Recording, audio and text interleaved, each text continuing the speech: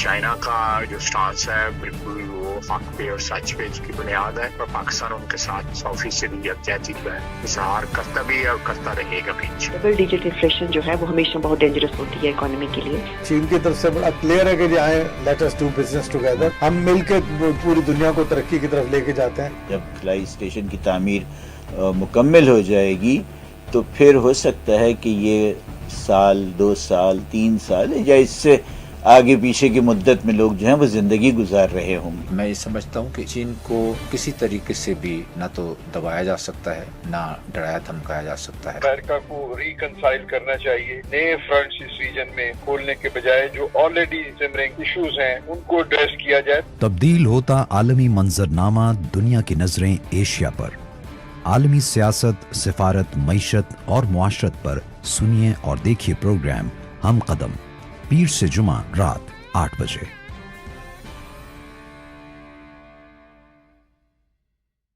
किए गए तज्जिए और आरा मेहमान तज्जियाकारों और माहिरीन के जाती ख्यालात हैं। चैनल का इससे मुत्तफिक होना जरूरी नहीं।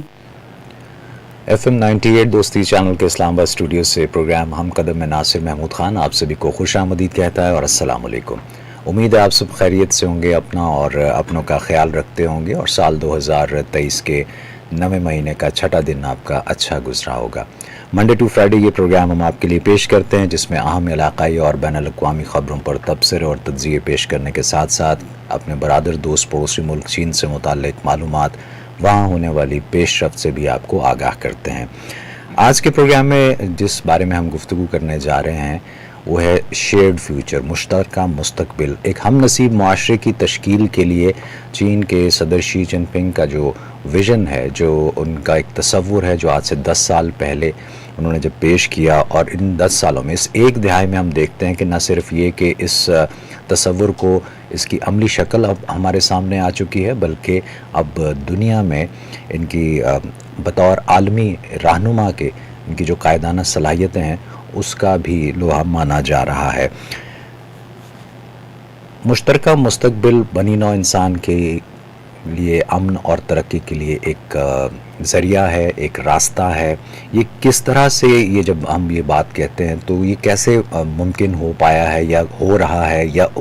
सदर शी जिनपिंग का जो बयानिया है उसको जो पजीराई मिल रही है, उसके मुहर्रिकात क्या हैं, और क्या वाकई ऐसा है कि जो बात चीन कहता है या जो हम कहते हैं पाकिस्तान और या चीन के जो दोस्त ममालिक चीन के बारे में कहते हैं वो दुरुस्त है, या फिर जो प्रोपेगेंडा हो रहा है वो उसके पीछे कौन सा ऐसी जहनीत है, कौन सा ऐसा रवैया और सोच है जो इतना सब कुछ होने के बावजूद अब भी वही सर जंग की जहनीत को लेके चल रही है और हम नसीब मुआशरे के उस विज़न को उस तरह से एक्सेप्ट नहीं कर रही है। इस सब पे गुफ्तगू करने के लिए आज जिस शख्सियत को हमने जहमत दी है, हमारे साथ स्टूडियोज़ में मौजूद हैं खालिद तैमूर अकरम साहब, जो कि एग्जीक्यूटिव डायरेक्टर हैं Pakistan research centre for community with shared future, और इनका खासा काम है इस शोबे के हवाले से अगर हम बात करें, और चीन और पाकिस्तान के दरमियान जो ताल्लुकात हैं इन पे बड़ी इनकी गहरी नज़र है। ज़रा जानने की कोशिश करते हैं। बहुत बहुत शुक्रिया खालिद साहब आपकी तशरीफ़ आवरी का, welcome ji. Thank you very much. दोस्ती चैनल बड़ा अच्छा काम कर रहा है और जब भी मैं इस पे आता हूँ तो बड़ी खुशी महसूस होती है। बहुत शुक्रिया खालिद साहब। जैसे भी मैं अर्ज़ कर रहा था कि हम तसलसल देखते हैं सदर शी जिनपिंग के उनके बयानात का। आज से 10 साल पहले भी जब उन्होंने पहली बार खिताब किया अपना, उनका जो पहला गैर मुल्की दौरा था जब वो सदर मुंतखब हुए अवामी जमहूरिया चीन के, तो वो रूस गए और वहाँ पे भी उन्होंने जो बात की उसमें भी यही तज़किरा हमें मिलता है कि अगर हमने दुनिया को तरक्की देनी है और सब के लिए अमन और खुशहाली का रास्ता अपनाना है तो उसके लिए ज़रूरी है कि मिलकर काम किया जाए। यूनिलैटरलिज़म को एक तरफ रखते हुए मल्टीलैटरलिज़म ही वो रास्ता होगा। एक तसलसल है उनके इन बयानात में। और फिर जब बेल्ट एंड रोड इनिशिएटिव का कॉन्सेप्ट सामने आया तो हमने देखा कि अब 150 से ज़ायद ममालिक और तंजीमें जो हैं वो भी इसमें अब तक जो हैं वो जुड़ चुकी हैं। सर, कैसे देखते हैं आप इस एक दिहाई के सफ़र को, प्रेसिडेंट शी जिनपिंग के इस विजन को? जी, सबसे पहले तो मैं आपको ये बताता चलूं कि मार्च 2013 की बात है जब प्रेसिडेंट शी जिनपिंग تشریف لے کے گئے روس، نئے نئے صدر منتخب ہوئے تھے، اور وہاں انہوں نے ایک جو روسی تھنک ٹینک ہے وہاں پہ اپنی جب انہوں نے تقریر کی تو اس تقریر کے اندر انہوں نے کمیونٹی آف شیئرڈ فیوچر کا ایک کانسیپٹ دیا، جو کہ ایک فلسفی کے طور پہ انہوں نے دیا، جس میں انہوں نے بتایا کہ دنیا جو ہے اب آنے والے ماہ سال میں کسی قسم کی جنگ یا کسی قسم کی مہم جوئی کا شکار نہیں ہونی چاہیے، اور ایک ون ون سچویشن کا انہوں نے آئیڈیا دیا۔ پھر ہم نے دیکھا کہ اس کانسیپٹ کے اوپر جب زیادہ ایلیبوریشن ہوئی تو اس کے بعد ہی 2013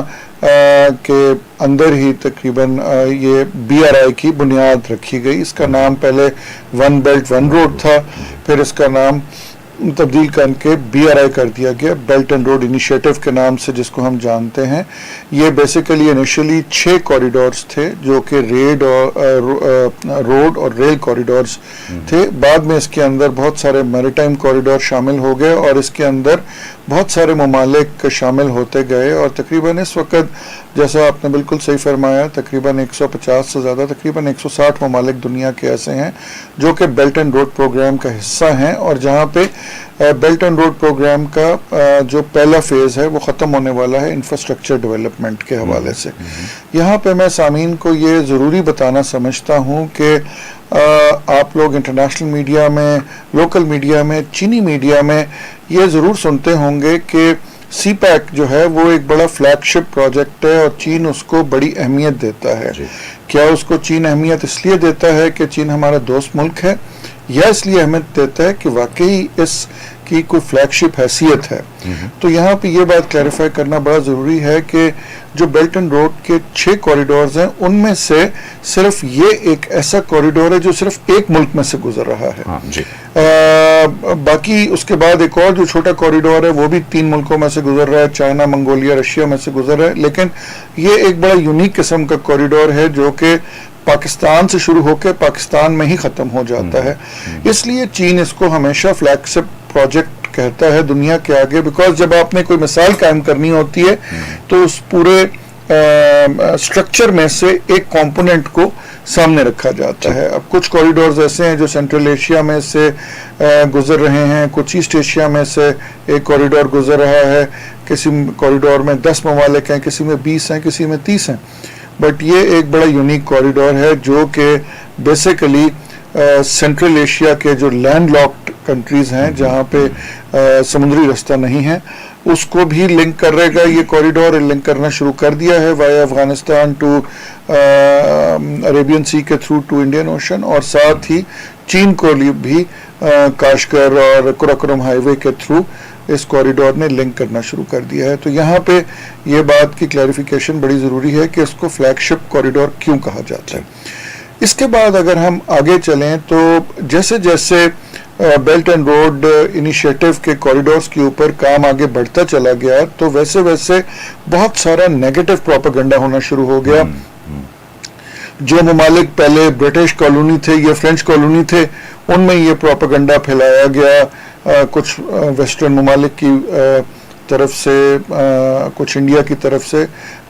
کہ یہ دوبارہ سے کولونائزیشن ہو رہی ہے۔ کچھ ممالک میں جو کہ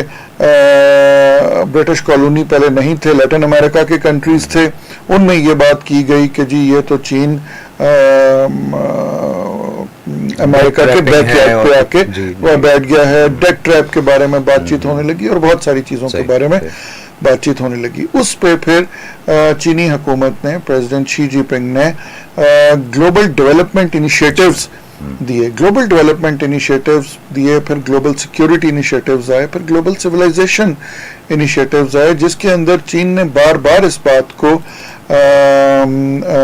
اس بات کا زور دے کے کہا کہ چین کسی قسم کی ان پروجیکٹس کے ذریعے کولونائزیشن نہیں چاہتا،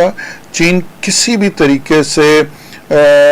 کسی ملک کے سیکیورٹی معاملات کے اندر نہیں آنا چاہتا، کسی ملک کے اندر اس کے داخلی معاملات میں مداخلت نہیں کرنا چاہتا۔ تو انہوں نے ایک پورا جسے کہتے ہیں نا کہ ایک سیٹ آف رولز دے دیا، جس پہ سب سے پہلے انہوں نے اپنے آپ پہ اپلائی کیا، جو انہوں نے اپنے آپ پہ اپلائی کیا کہ جی چین یہ سب کام नहीं करेगा, और ना ही चीन इस कॉरिडोर के अंदर किसी मुल्क को इस बात की तरफ राग़िब करेगा कि वो किसी दूसरे मुल्क के ऊपर इस किस्म की कोई रिस्ट्रिक्शंस लगाएं, क्योंकि जब एक कॉरिडोर मल्टीपल कंट्रीज में से गुजर रहा है तो आपको हर मुल्क को इस कॉरिडोर में से गुजरते हुए ट्रेड की रिस्पेक्ट करनी पड़ेगी, आपको वहाँ से एक उनको रास्ता देना पड़ेगा और वो करना पड़ेगा। यहाँ पे मैं ये भी बड़ी एक ज़रूरी बात आपके थ्रू सामीन को बताना चाहता हूँ कि हमारे इस पूरे रीजन के अंदर इंडिया वो वाहिद मुल्क है जो कि बेल्ट एंड रोड इनिशिएटिव का हिस्सा नहीं है, और इंडिया ऑप्टेड कि जी हम इसका हिस्सा नहीं बनेंगे, क्योंकि इंडिया का जो एक ग्रैंड प्लान था वो ये था कि अमेरिका और यूरोप के साथ मिलके वो एक अपना कॉरिडोर बनाना चाहते थे, लेकिन समहाउ वो उस कॉरिडोर के ऊपर वो काम नहीं कर सके। लेकिन हमारे इस पूरे खत्ते के अंदर सिर्फ एक इंडिया ऐसा यूनिक कंट्री रह गया हुआ है जो इस के समरात से महरूम है, और बहुत सारा जो हम प्रोपेगेंडा देखते हैं वो हमारे हमसाया ममालिक की मुल्क इंडिया की तरफ से भी जनरेट होता है और कुछ वेस्टर्न मीडिया और वेस्टर्न कंट्रीज की तरफ से होता है। अच्छा खालिद साहब, सॉरी आपकी बात कटती है। अब जैसे आपने भी अभी फरमाया कि ये एक जो एक कनेक्टिविटी है, ये अल्टीमेटली इसका गोल और यही है कि प्रॉस्पेरिटी हो और एक मुश्तरका मुस्तकबिल जो है उसको तश्कील दिया जा सके। लेकिन इस खित्ते का मुल्क भारत जो है वो इस मुश्तरका मुस्तकबिल या मुश्तरका खुशहाल मुस्तकबिल का हिस्सा नहीं बना, या उसका कोई दिलचस्पी हमें नज़र नहीं आती। आपके नज़दीक सर क्या वजह ऐसी हो सकती है? क्या किसी के कहने में ये सब कुछ है, या वो खुद अपनी इजारादारी यहाँ पे कायम करने के ख्वाब देख रहा है? इसके जी मल्टीपल वजूहात हैं। सबसे पहली वजह तो ये है कि भारत इस वक्त, आपको पता है कि भारत दुनिया का सबसे ज़्यादा आबादी का मुल्क हो गया, चीन को भी उसने पीछे छोड़ दिया। तो भारत के अंदर जो इस वक्त की हुकूमत है वो ये समझती है कि वो एक बहुत बड़ी सुपर पावर बन गए हुए हैं, और वो अपने आप को चीन का कंपटीटर समझते हैं। और वो समझते हैं कि इस रीजन के अंदर अगर कोई एक बड़ी पावर है तो वो पावर जो है वो इंडिया है, जो कि बिल्कुल एक गलत उनकी सोच है। लेकिन भारत एक इंडिपेंडेंट मुल्क है, जो वो सोचता है हम उनके सोचने पे कोई पाबंदी नहीं लगा सकते, लेकिन इस वजह से वो बेसिकली इन सारे प्रोजेक्ट से लेफ्ट आउट रह गया। एक तो वजह उसकी ये है। दूसरी वजह उसकी ये है कि भारत का अमेरिका के साथ और कुछ वेस्टर्न कंट्रीज़ के साथ जो स्ट्रेटेजिक माहिदा हुए हैं कुछ पिछले सालों में, उसके अंदर एक नए कॉरिडोर की बनाने की बात की गई थी। अगर भारत BRI को ज्वाइन कर लेता तो वो उस कॉरिडोर पर, जाहिर बात है वो कॉरिडोर ना बनता। लेकिन समहाउ फिर कोरोना आ गया। कोरोना के बाद भी दुनिया के माशी हालात इतने ख़राब हो गए कि जिन ममालिक ने भारत को कहा था कि हम आपके साथ मिलके कॉरिडोर की बुनियाद रखेंगे और एक एशिया टू यूरोप कॉरिडोर एक बनाएंगे, वो सारे ममालिक तकरीबन इससे बैकआउट कर गए हुए हैं। हमने पिछले 2-3 सालों में ये देखा कि चीन ने बड़ी इंटेंस किस्म की डिप्लोमेसी की, और प्रेसिडेंट शी जिनपिंग जो हैं वो एक आलमी लीडर के तौर पे उभरे हैं। हमने देखा कि ईरान और सऊदी अरेबिया के दरमियान भी जो नाराज़गी थी वो उन्होंने दूर कराई, और इस रीजन के अंदर इस वक्त जितनी कोहेसिवनेस है और जितना आपस में यूनिटी नज़र आ रही है, उस सब चीज़ से भारत जो है वो कुछ अपनी वजह से बाहर है और कुछ अपने स्ट्रेटेजिक पार्टनर्स जो कि वेस्टर्न कंट्रीज़ हैं उनकी वजह से बाहर है। ठीक, अच्छा, तो अब ये तो बहुत आसान तरीके से हम समझ सकते हैं और सादा लफ्ज़ों में समझ सकते हैं कि इसमें नुकसान किसका है, किसका इसमें घाटा है। तो ये जो 160 ममालिक के करीब इस BRI में जो शरीक हुए हैं, और इसके अलावा मुख्तलिफ और बड़ी तंजीमें जो हैं वो भी इसमें शरीक हो रही हैं, तो इसका मतलब तो सर यही समझ में आता है खालिद साहब कि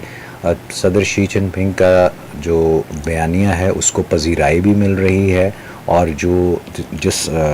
मुतहर्रिक सफारतकारी का आप जिक्र कर रहे हैं उसको भी बैनुल-अक़वामी तौर पे सराहा जा रहा है, और दुनिया ये समझ चुकी है कि मुश्तरका मुस्तकबिल अब हमें यूनिलैटरलिज्म के रास्ते पे चल के नहीं मिलेगा। तो देखा जाए तो چین اور چینی قیادت کا جو عالمی کردار ہے وہ آپ سمجھتے ہیں کہ اب ایک نئی سپر پاور کے طور پہ ہمیں نظر آ رہا ہے؟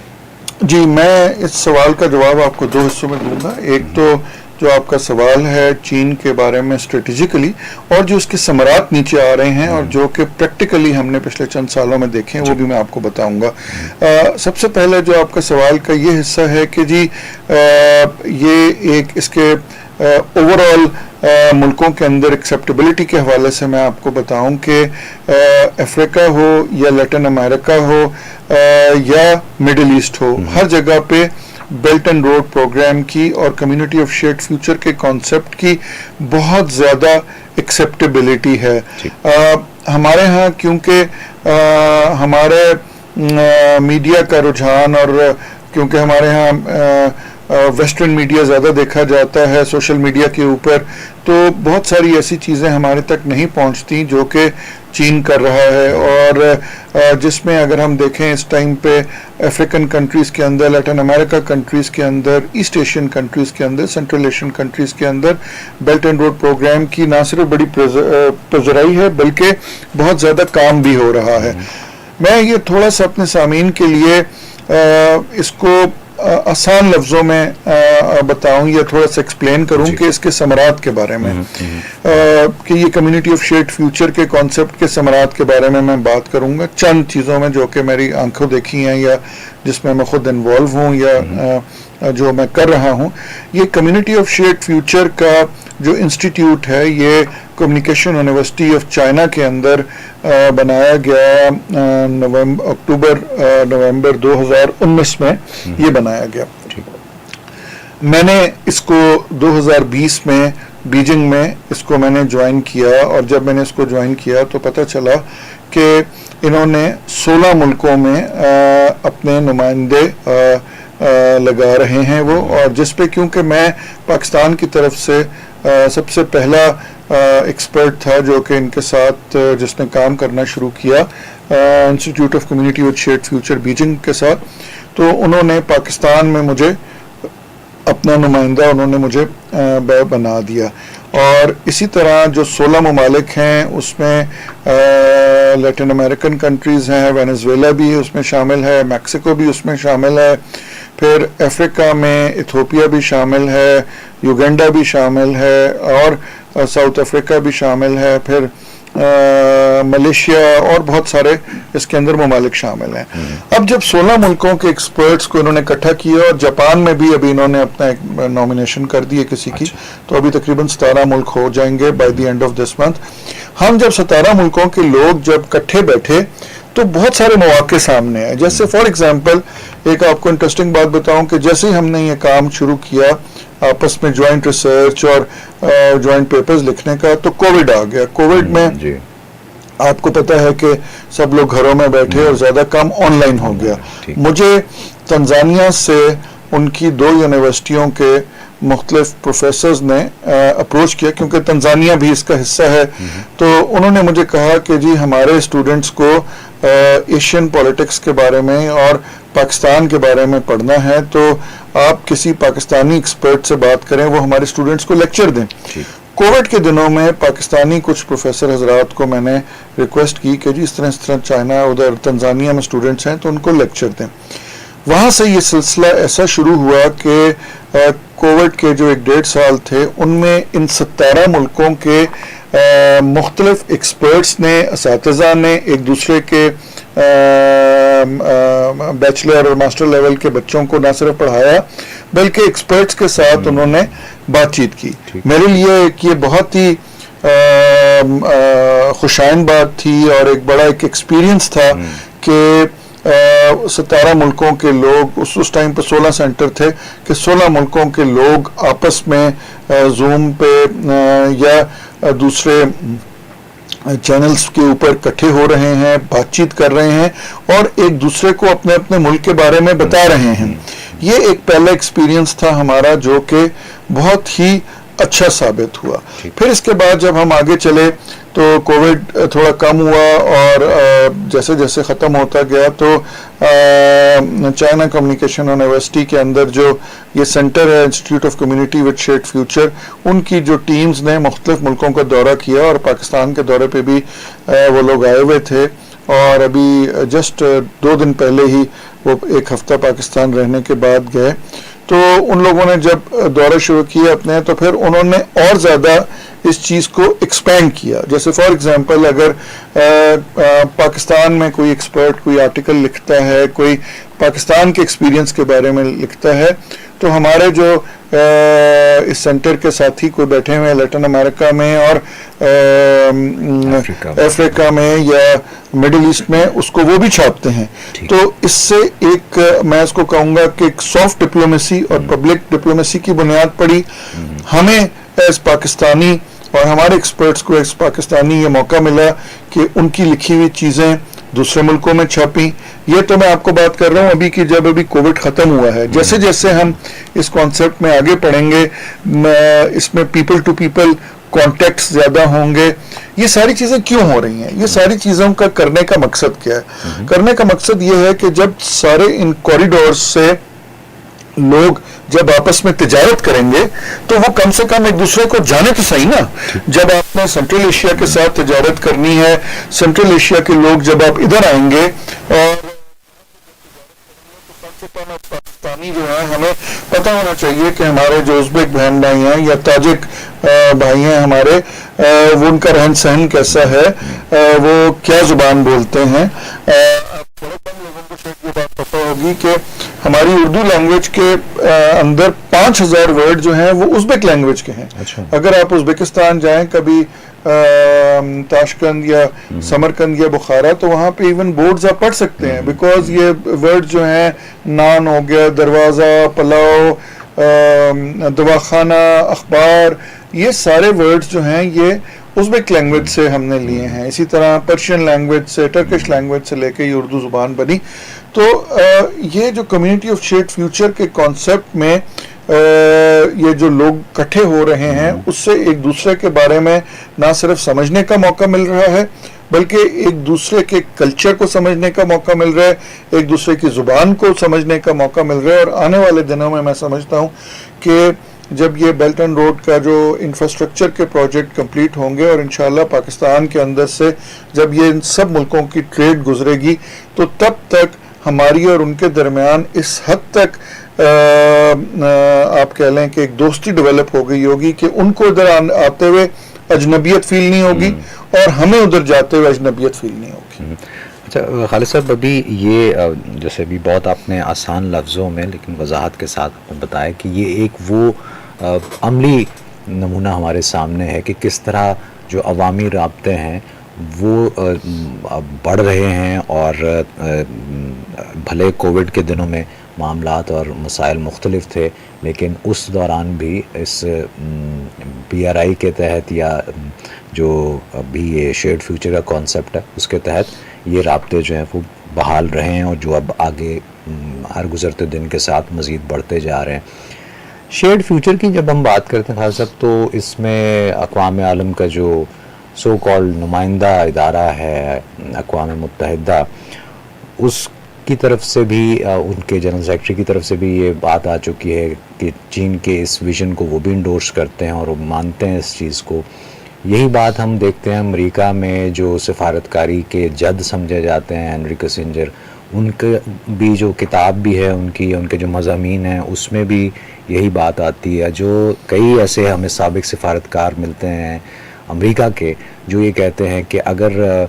दुनिया की इक़्तिसादी तरक्की को हमने आगे लेके चलना तो उसके लिए ख़ास तौर पे अमेरिका और चीन के ताल्लुकात, बाहमी ताल्लुकात जो हैं उनका मजबूत होना बहुत ज़रूरी है। और ये जो शेयर्ड फ्यूचर का कॉन्सेप्ट है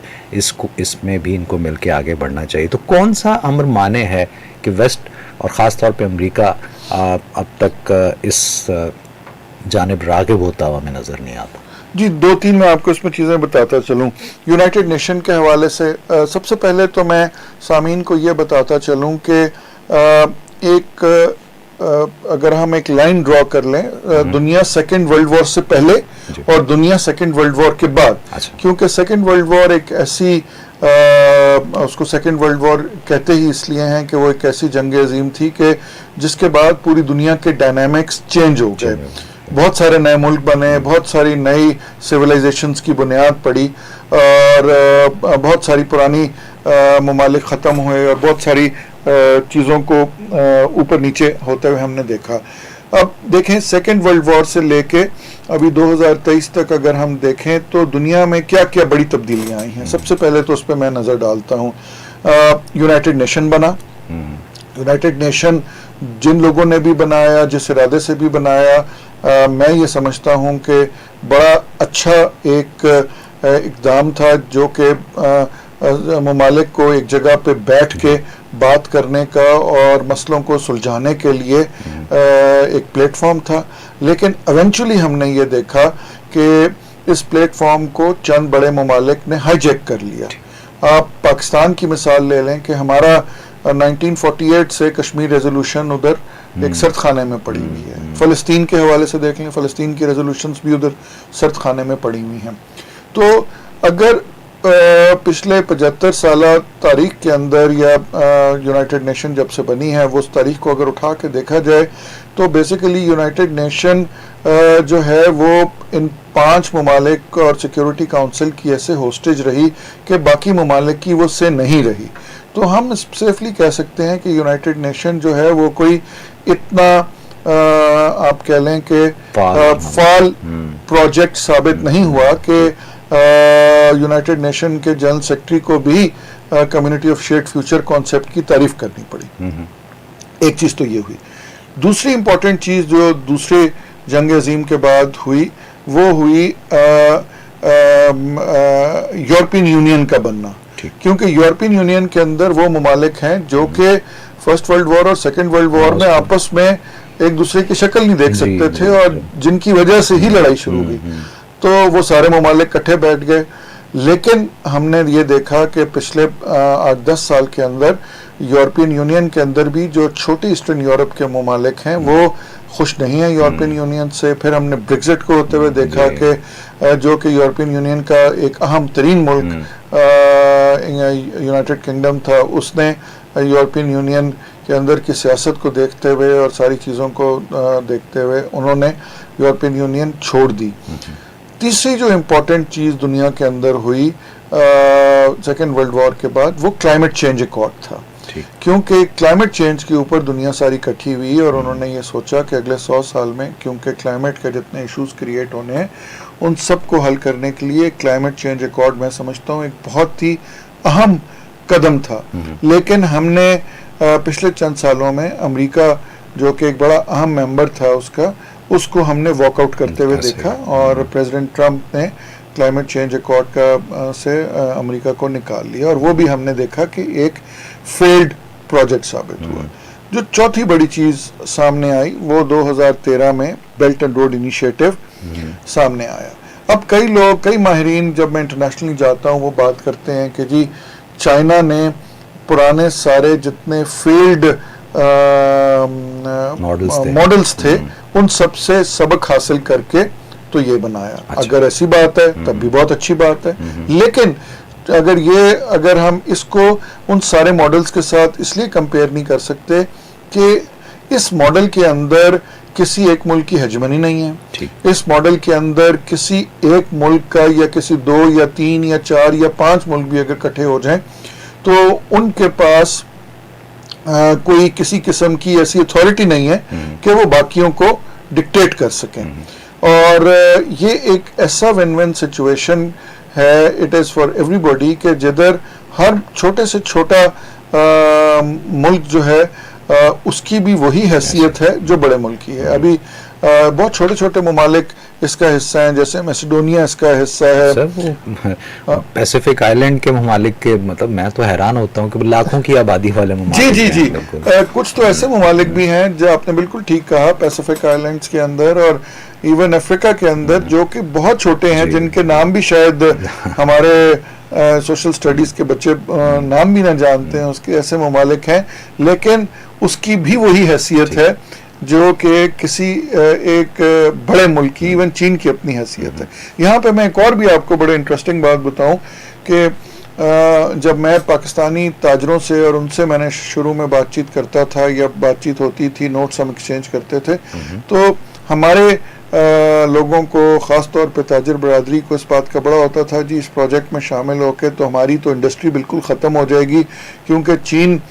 ماس پروڈکشن کرتا ہے ہر چیزوں کی، اور وہ چینی مارکیٹ سے یہ ارد گرد کے ممالک فلڈ ہو جائیں گے اور جس سے ہماری انڈسٹریز ختم ہو جائیں گی. اس کا بھی ہم نے توڑ دیکھا کہ چین دنیا کا وہ واحد ملک ہے جس نے اپنے ملک کے اندر ایک ایکسپورٹ فیسٹیول کرایا شنگھائی میں کہ جی ان سب ممالک جو ارد گرد کے ان کو دعوت دی کہ جی جو جو چیزیں آپ ہمارے ملک میں لا کے بیچنا چاہتے ہیں آپ آئیں. اور امپورٹ ایکسپو انہوں نے اس کو، بیکاز انہوں نے امپورٹ کرنا تھا، ہم نے ایکسپورٹ کرنا تھا، تو انہوں نے شنگھائی میں 2019 میں اگر آپ کو یاد ہو، یہ پہلی دفعہ، یہ دنیا میں آج تک کبھی ایسا نہیں ہوا کہ کوئی ملک آپ کو کہے کہ جی لاؤ اپنی چیزیں لے آؤ جو بیچنا چاہتے ہو اور ہم آپ کو جگہ دیتے ہیں، اس کو بیچو. تو یہ بھی چین میں ہم نے دیکھا کہ چین نے یہ بھی کیا. وہ کیوں کیا؟ وہ اس لیے کیا کہ صرف اس امپریشن کو ختم کرنے کے لیے کہ جی چین کسی قسم کی مارکیٹ کو فلڈ کرنا چاہتا ہے یا کسی بھی چھوٹے یا کسی بھی بڑے ملک کی اندرونی معاملات یا ان کے اندرونی تجارت کے اندر وہ کسی قسم کی انٹرفیئرنس کرنا چاہتا ہے. تو میں یہ سمجھتا ہوں کہ اس ساری باتوں سے جو اگر سمرائز کیا جائے کہ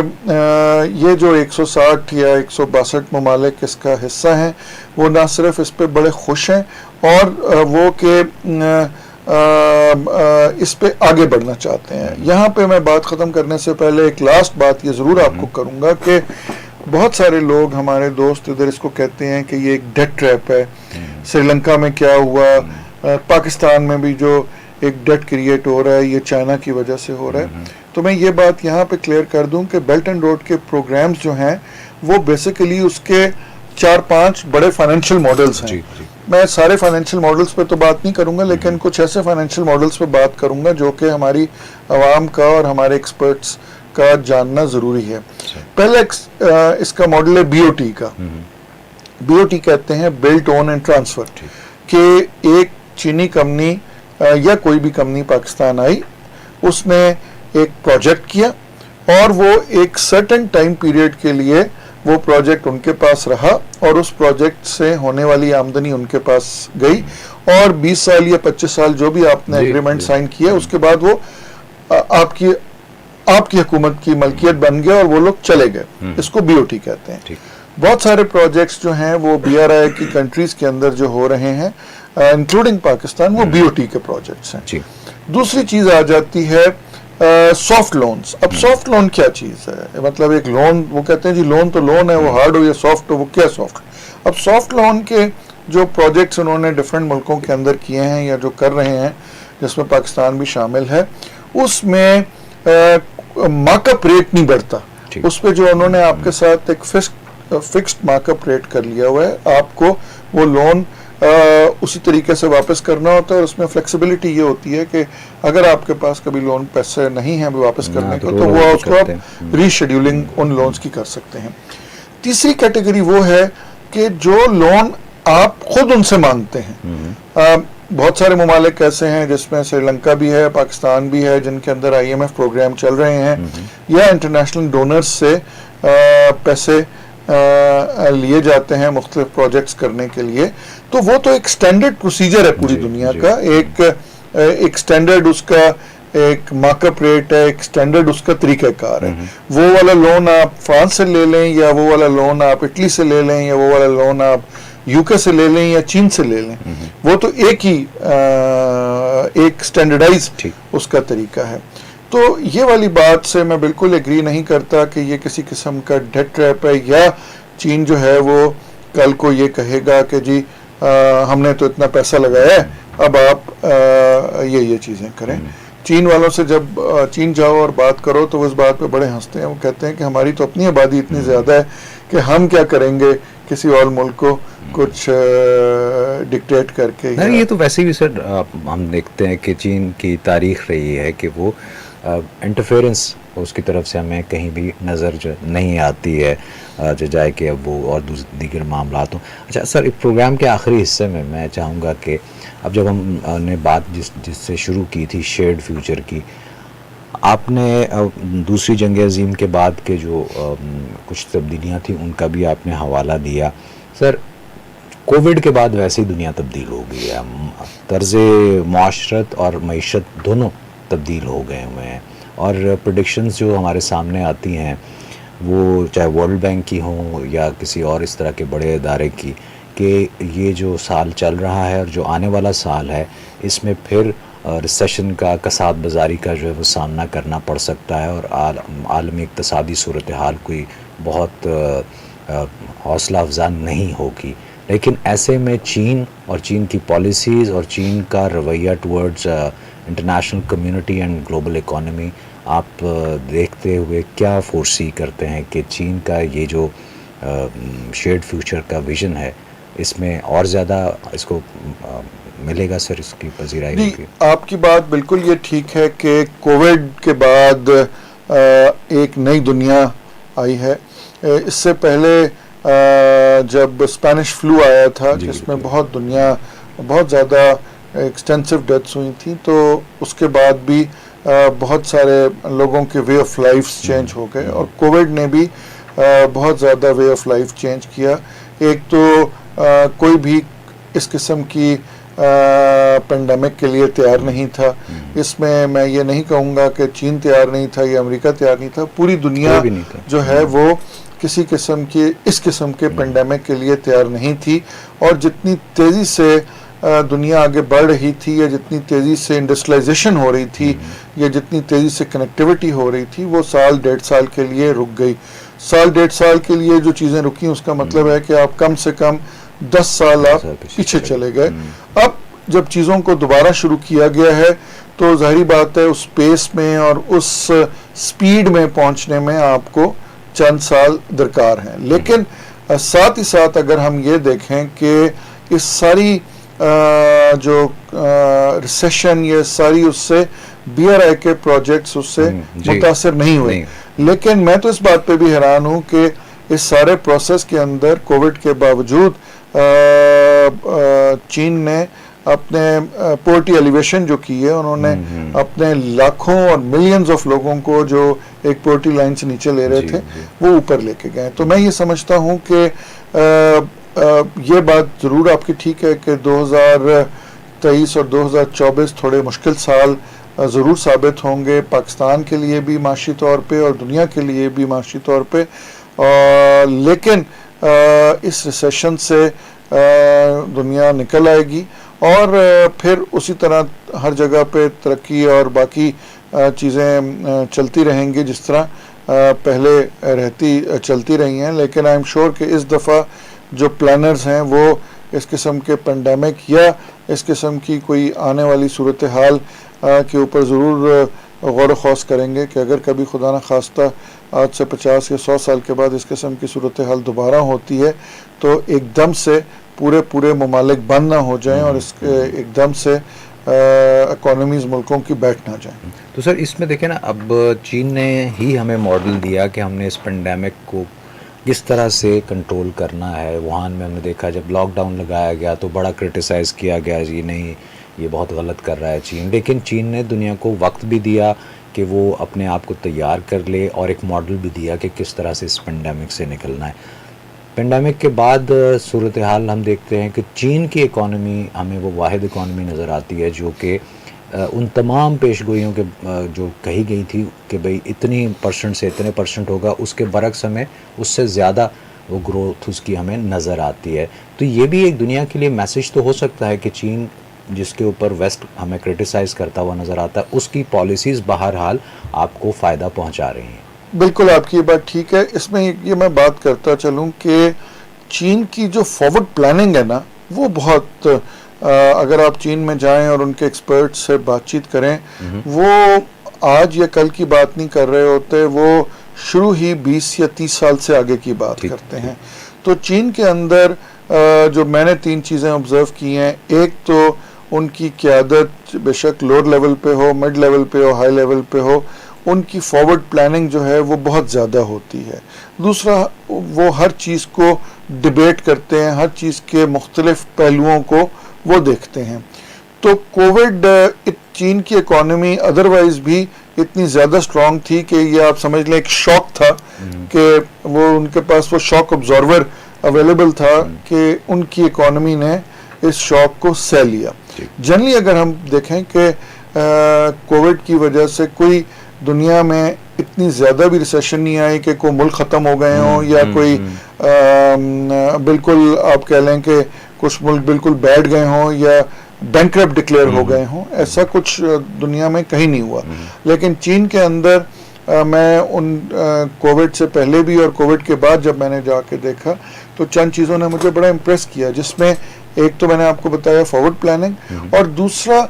every thing is accounted for. ہمارے ہاں تو ابھی تک ہمیں یہی نہیں پتا کہ ہمارے ملک میں ٹوٹل لیبر کتنے ہیں, ہمارے ملک میں اسکلڈ لیبر کتنا ہے, انسکلڈ لیبر کتنا ہے. چین کے اندر ان کی نہ صرف اکانومی ڈاکومنٹڈ ہے بلکہ ہیومن ریسورس بھی ڈاکومنٹڈ ہے. ان کو ایگزیکٹ پتا تھا کہ جب ووہان میں یا شنگھائی میں ہم لاک ڈاؤن لگائیں گے تو ہمارے کتنے ڈیلی ویجز کے مزدور ہیں, ہمارے کتنے اسکل لیبر کے لوگ ہیں, ہمارے کتنے ٹیچرز ہیں, ہمارے کتنے اسٹوڈنٹس ہیں, اور وہ کہاں کہاں پہ ہیں. تو ایک ان کی پلاننگ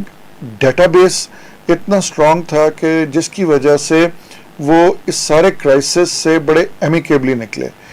ایک اور میں آپ کو بات بتاتا چلوں کہ بڑی لوگ اس بات پہ حیران ہوتے ہیں کہ چین دنیا کا وہ سب سے آخری ملک تھا جس نے کووڈ ریسٹرکشنز کو ختم کیا. وہ ابھی ریسنٹلی ہم نے دیکھا ہے 4-5 مہینے ہوئے ہیں کہ وہ کووڈ ریسٹرکشنز کو ختم کیا. اس کی سب سے بڑی وجہ یہ ہے کہ چین کے اندر ایک تو جو لوگوں کے زندہ رہنے کی عمر ہے وہ بہت زیادہ ہے, تقریباً 100 سال 110 سال تو ادھر لوگوں کی نارمل ایجز ہوتی ہیں. تو وہاں پہ وہ لوگ نہیں چاہتے تھے کہ ان کی بزرگ آبادی جو ہے وہ بہت زیادہ افیکٹڈ ہو اور بہت زیادہ ڈیتھس ہوں. تو چین نے میرے خیال میں جتنی پریکاشنز چین نے کی ہیں وہ ہم نے نہ یورپ میں دیکھی ہیں نہ ہی وہ امریکہ میں دیکھی ہیں. لیکن اس سارے کرائسس کے باوجود بیلٹ اینڈ روڈ کے پروگرام اسی طرح چل رہے ہیں, اور اس سال ہم نے دیکھا ہے کہ چین نے بیلٹ اینڈ روڈ کی 10ویں سالگرہ بنائی ہے. پاکستان میں بھی بنائی گئی ہے کیونکہ پاکستان میں سی پیک کو بھی 10 سال ہو گئے ہیں. بالکل ٹھیک. بہت بہت شکریہ خالد تیمور اکرم صاحب آپ کی تشریف آوری کا, اور واقعی اس بارے میں آج تھوڑا آپ سے گفتگو کر کے کچھ اور تھوڑا سیکھنے اور سمجھنے کا موقع ملا. مجھے امید ہے کہ آئندہ بھی آپ ہمیں اپنے قیمتی وقت میں سے وقت جی بہت شکریہ, بہت شکریہ, تھینک یو. جی یہ تھا ہمارا آج کا پروگرام, اور جو گفتگو ہوئی آج کے اس پروگرام میں اس سے یہ بات بڑے آسان لفظوں میں سمجھ میں آ جاتی ہے کہ جب ہم نصیب معاشرے کی بات کرتے ہیں تو صرف یہ باتیں ہی نہیں ہیں, یہ صرف بیان بازیاں ہی نہیں ہیں, اس کے عملی ثبوت بھی اب ہمارے سامنے ہیں. اور ہم نے اگر اپنے آپ کو اس مشترکہ مستقبل کا حصہ بنانا ہے یا اس کے ثمرات سے فیضیاب ہونا ہے تو اس کے لیے ضروری ہے کہ ہمیں اپنے آپ کو بھی اس کے لیے تیار کرنا ہوگا. آج کے اس پروگرام سے اپنے میزبان ناصر محمود خان کو اجازت دیجیے.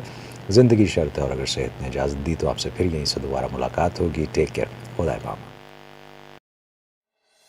چائنا کا جو سٹانس ہے بالکل وہ حق پہ اور سچ پہ کی بنیاد ہے, اور پاکستان ان کے ساتھ 100% یکجہتی کا اظہار کرتا بھی ہے اور کرتا رہے گا بھی. ڈبل ڈیجٹ انفلیشن جو ہے وہ ہمیشہ بہت ڈینجرس ہوتی ہے اکانومی کے لیے. چین کی طرف سے بڑا کلیئر ہے کہ جی آئیں let us do business together, ہم مل کے پوری دنیا کو ترقی کی طرف لے کے جاتے ہیں. جب خلائی اسٹیشن کی تعمیر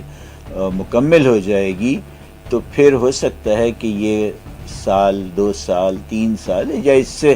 آگے پیچھے کی مدت میں لوگ جو ہیں وہ زندگی گزار رہے ہوں گے. میں یہ سمجھتا ہوں کہ چین کو کسی طریقے سے بھی نہ تو دبایا جا سکتا ہے نہ ڈرایا دھمکایا جا سکتا ہے. امریکہ کو ریکنسائل کرنا چاہیے, نئے فرنٹس اس ریجن میں کھولنے کے بجائے جو آلریڈی سمرنگ ایشوز ہیں ان کو ایڈریس کیا جائے. تبدیل ہوتا عالمی منظرنامہ دنیا کی نظریں ایشیا پر. عالمی سیاست, سفارت, معیشت اور معاشرت پر سنیے اور دیکھیے پروگرام ہم قدم, پیر سے جمعہ رات 8 بجے.